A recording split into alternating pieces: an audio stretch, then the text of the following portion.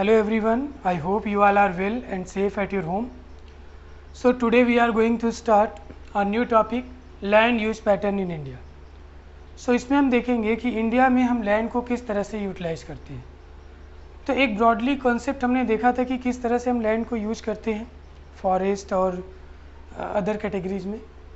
यहाँ पे हम इंडिया में देखेंगे कि इंडिया में हम लैंड को किस तरह से यूज करते हैं and what are the factors that affect the land use pattern in India. So let us start. So basically land use जो है वो इंडिया में दो फैक्टर्स अफेक्ट करते हैं उसको. एक है फिजिकल फैक्टर्स और दूसरा है human factors. So these two factors affect the land use pattern in India. इसका मतलब है कि हम इंडिया में लैंड किस तरह से यूज करते हैं, बेसिकली ये दो फैक्टर्स उसको अफेक्ट करते हैं, इन्फ्लुएंस करते हैं. तो वन बाय वन हम देख लेते हैं. फिजिकल फैक्टर्स में 3 पॉइंट्स हैं और ह्यूमन फैक्टर्स में 3 पॉइंट्स हैं और ये तीनों पॉइंट्स इसको अफेक्ट करते हैं. तो फिजिकल फैक्टर्स में अगर हम टोपोग्राफी की बात करें, टोपोग्राफी है क्या? Forms of land. Forms of land में जैसे प्लेट्यू है, माउंटेन है, प्लेन है. अब अगर प्लेन एरिया है तो वहाँ पे रोड बनाना, एग्रीकल्चरल एक्टिविटीज़ करना, रेलवे ट्रैक बिछाना, एयरपोर्ट बनाना, बिल्डिंग्स, स्कूल्स, कॉलेजेस, यानी कोई भी एक्टिविटी आप करना चाह रहे हो तो वो बहुत आसान है अगर आप उसे प्लेन एरिया में कर रहे हो. इसका मतलब ये है कि प्लेन एरिया बहुत ही आइडियल है एग्रीकल्चरल एक्टिविटीज़ के लिए एंड नॉन एग्रीकल्चरल एक्टिविटीज़ के लिए. तो अगर वो प्लेन एरिया है तो वहाँ पे agricultural and non agricultural activities दोनों बहुत ज़्यादा होगी.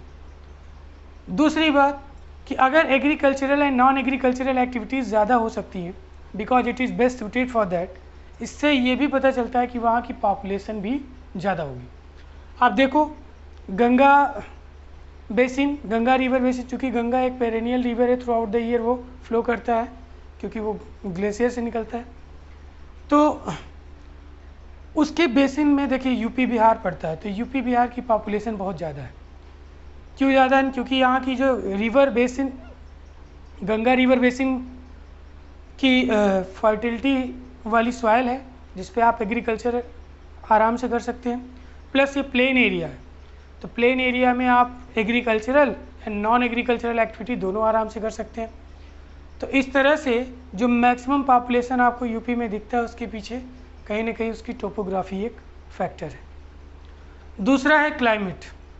क्लाइमेट भी आप देखो तो यूपी बिहार का जो क्लाइमेट है, अगर हम इसी पर्टिकुलर एरिया की बात करें तो क्लाइमेट डाइवर्सिफाइड तो बिल्कुल ज़रूर है, लेकिन ये क्लाइमेट जो है काफ़ी हेल्प करता है एग्रीकल्चरल एक्टिविटीज़ को. प्लस रिवर पेरेनियल है तो हमें पानी की प्रॉब्लम नहीं होती, तो इस वजह से एग्रीकल्चरल एक्टिविटीज़ बहुत आसानी से आप कर लेते हो. तो क्लाइमेट भी हेल्प करता है. दूसरा फैक्टर ये है कि जैसे क्लाइमेट अगर बहुत हार्श है, जैसे बहुत ज़्यादा अगर हॉट है या बहुत ज़्यादा कोल्ड है, extremely cold and extremely hot, इस कंडीशन में पॉपुलेशन और एग्रीकल्चरल एक्टिविटीज़ का उस एरिया में करना बड़ा मुश्किल होता है.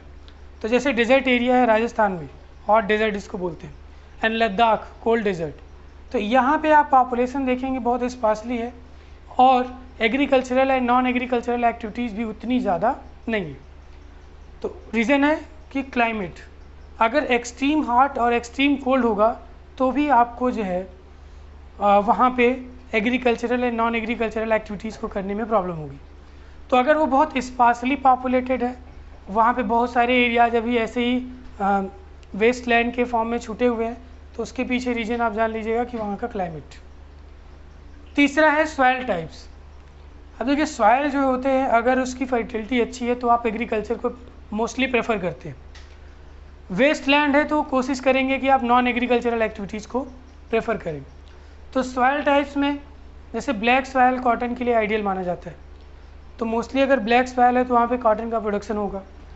तो कैसा सॉइल है वो किस प्रकार के क्रॉप को सपोर्ट करता है, ये भी एक बड़ा फैक्टर है.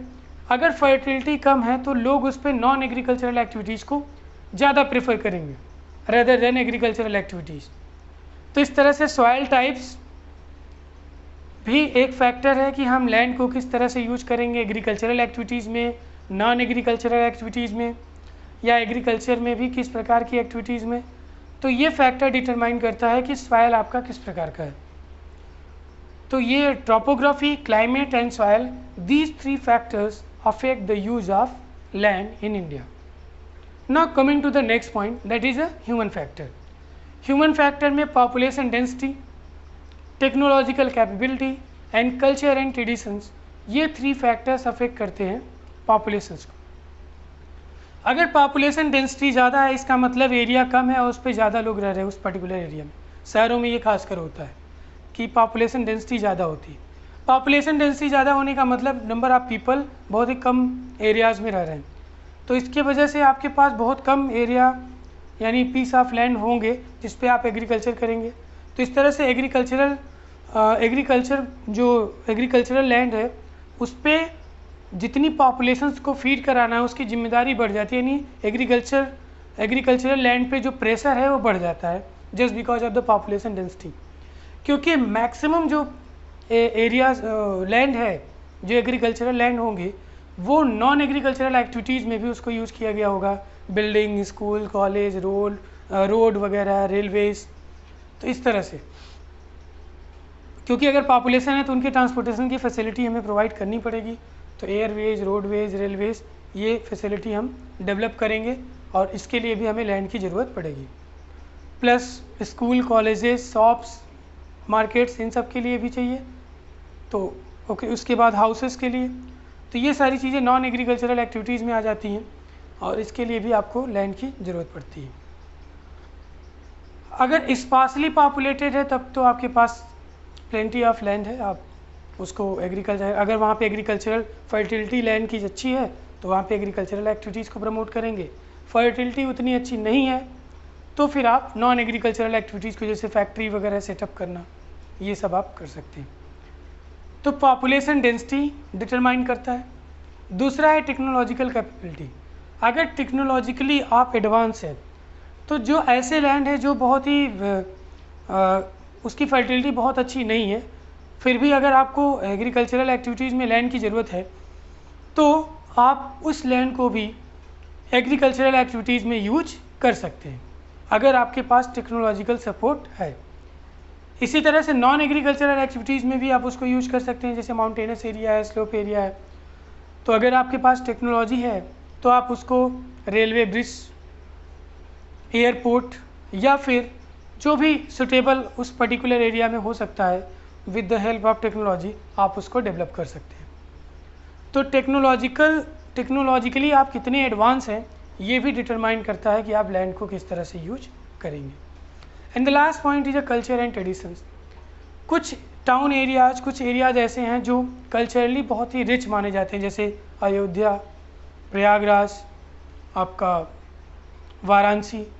तो ये सब बड़े पुराने शहर हैं और ये इनका एक कल्चरल हेरिटेज है। मतलब ये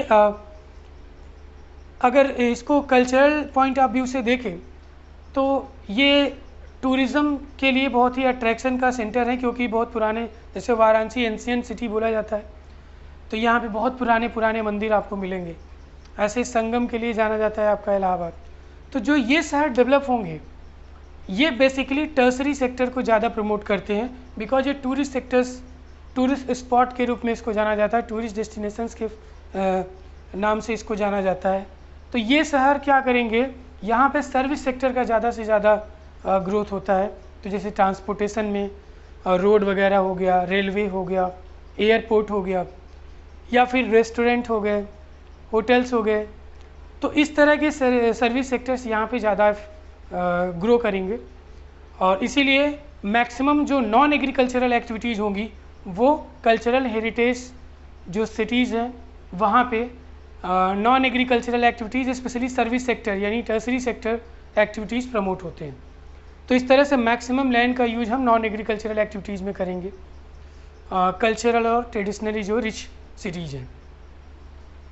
तो ये अफेक्ट करते हैं। इसके साथ साथ यहाँ पे जो पॉपुलेशन रहेगी तो उनको फीड करने के लिए हम एग्रीकल्चरल एक्टिविटीज़ में भी यूज करेंगे, बट मोस्टली अगर ये सिटी थोड़े उतने एक्सपैंड नहीं हुए हैं, तो ये एक्सपैंड करेंगे तो बहुत सारे एग्रीकल्चरल लैंड को भी लेके वहाँ पे बड़े बड़े होटल्स बना दिए जाएंगे। तो नॉन एग्रीकल्चरल इसका मेन फोकस होगा, और स्पेशली सर्विस सेक्टर का। तो ये हो गया आपका ह्यूमन फैक्टर। तो physical factor and human factors. Human factors में हमने 3 पॉइंट देखे, population, technological capability and culture and traditions.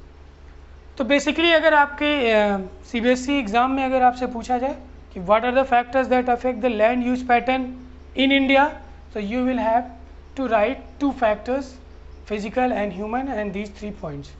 अगर ये 5 मार्क्स में होगा तो आप 1-1, 2-2 लाइन में इसको एक्सप्लेन कर देंगे। अब आपके नॉलेज के पॉइंट ऑफ व्यू से हम एक और फैक्टर आपको बता दे रहे हैं, वो है economic activities. But you do not need to write it in the board examination. Board examination में अगर आपसे पूछता है तो आप फोकस करिए कि आप human factors and physical factors, यही 2 फैक्टर्स को आप एक्सप्लेन करें, इससे आप बचिएगा, इसको मत करिएगा। तो थर्ड है इकोनॉमिक एक्टिविटीज़। अब इकोनॉमिक एक्टिविटीज़ क्या है? तो इकोनॉमिक एक्टिविटीज़ किस तरह से अफेक्ट करता है लैंड यूज पैटर्न को? तो जैसे इंडिया एक डेवलपिंग कंट्री है, डेवलपिंग कंट्रीज़ में क्या होता है, जैसे कभी भी कोई कंट्री डेवलप करती है तो शुरू में इसकी इकोनॉमिक साइज़ बहुत छोटी होती है। इकोनॉमिक साइज़ छोटा होने का मतलब है कि वहाँ पे जो गुड्स एंड सर्विसेज प्रोड्यूस हो रहे हैं वो बहुत लिमिटेड मात्रा में हो रहे हैं।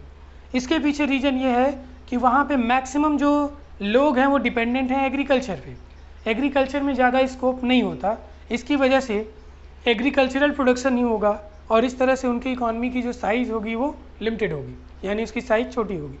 तो जब इकोनॉमिक साइज़ छोटा होता है तो मैक्सिमम जो हम लैंड का यूज करते हैं वो यूज करते हैं एग्रीकल्चरल एक्टिविटीज़ में।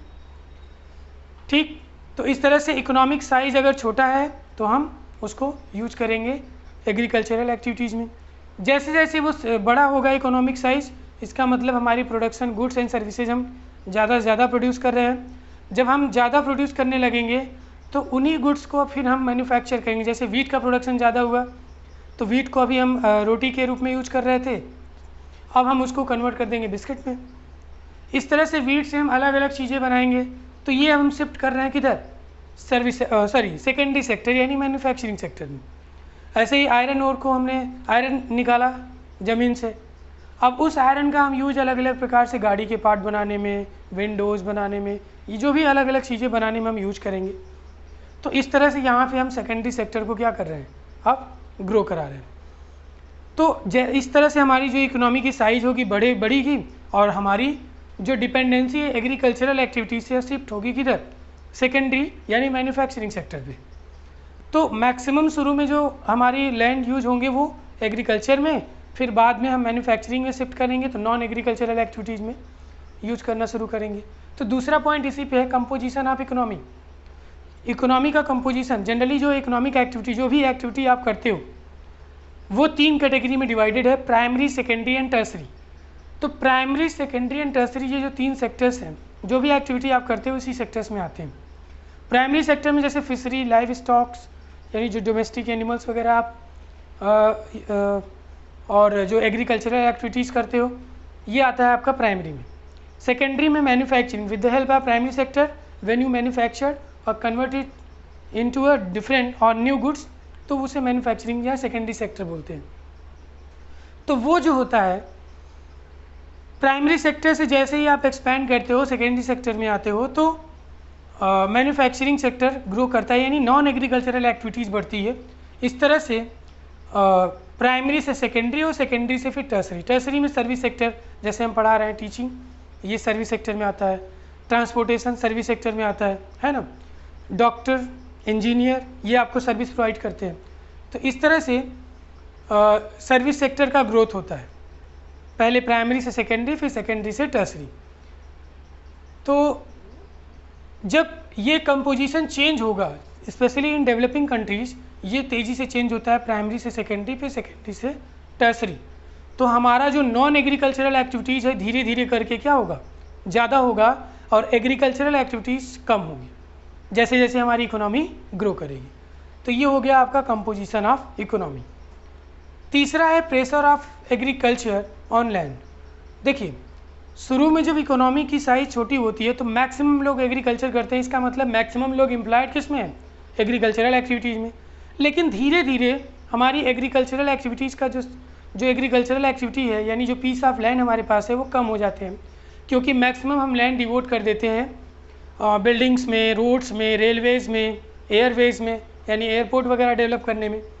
तो इस तरह से हमारा, और इंडस्ट्रीज सेटअप करने में, स्कूल कॉलेजेस खोलने में, तो इस तरह से मैक्सिमम जो एग्रीकल्चरल लैंड है वो शिफ्ट होता है धीरे धीरे करके सेकेंडरी सेक्टर में, टर्सरी सेक्टर में। तो हमारी नॉन एग्रीकल्चरल एक्टिविटीज़ बढ़ती है, तो एग्रीकल्चरल एक्टिविटीज़ का जो शेयर होता है वो जीडीपी में कम हो जाता है।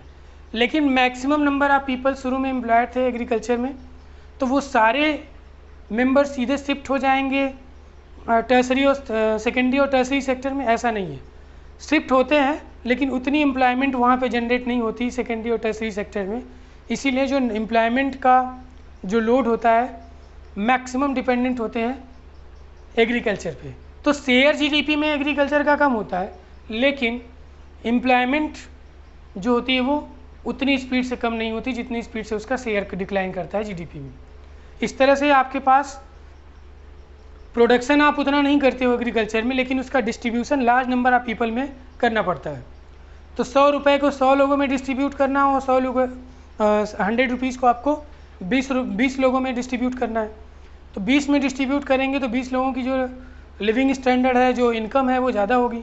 लेकिन 100 रुपये को अगर 100 लोगों में डिस्ट्रीब्यूट करेंगे तो एक व्यक्ति की इनकम 1 रुपये है।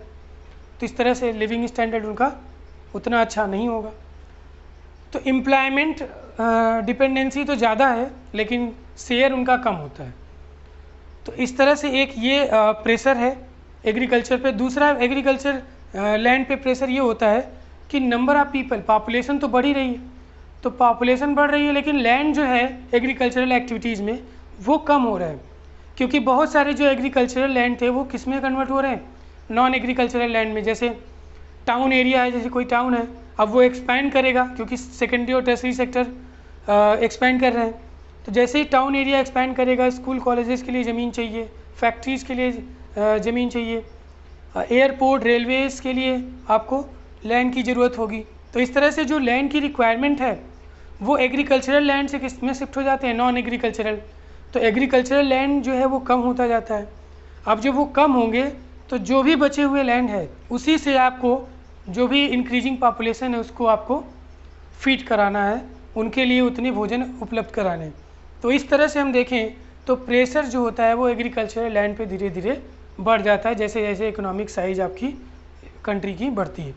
तो चूँकि इंडिया एक डेवलपिंग कंट्री है तो यहाँ पे ये प्रोसेस चल रहा है। तो एग्रीकल्चर पे जो हमारा प्रेशर है, जो उसकी जिम्मेदारियाँ हैं वो बढ़ती जा रही हैं। तो ये था तीसरा फैक्टर। तो बेसिकली ये दो फैक्टर्स आपके आंसर राइटिंग में हेल्प करेंगे, ये आपके नॉलेज पॉइंट ऑफ व्यू से थे। सो आई थिंक आपको सारी चीज़ें क्लियर हो गई होंगी। अगर फिर भी आपको कोई डाउट है तो आप कमेंट बॉक्स में या फिर मैसेज के थ्रू आप हमसे पूछ सकते हैं। So thank you for watching.